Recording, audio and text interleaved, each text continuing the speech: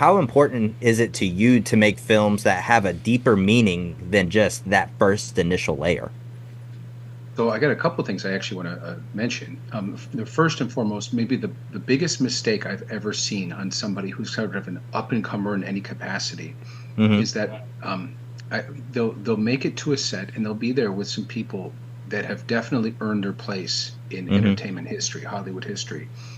But for some reason, because that this is an entry point, a lot of people kind of lose their groundedness. Mm. And you, like you were saying, you do have to kind of know where you're at, you're in the pecking order, and continue to learn. Because as soon as you become, that the attitude, that kind of the attitude, it can be off-putting, and then that learning process is going to start real quick because the industry is small. And for me, I like to work with what I put together as like a family. And Yes. because filmmaking is very hard, as you know, and sometimes you need to lean on your family to make things happen.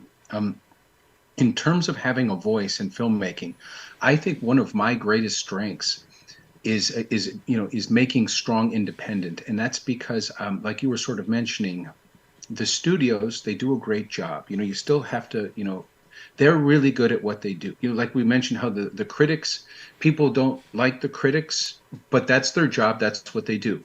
The studios have learned how to make particular movies, and that's pretty much what they stick to a lot of times Yep. because that's what they've learned to do. They do them well.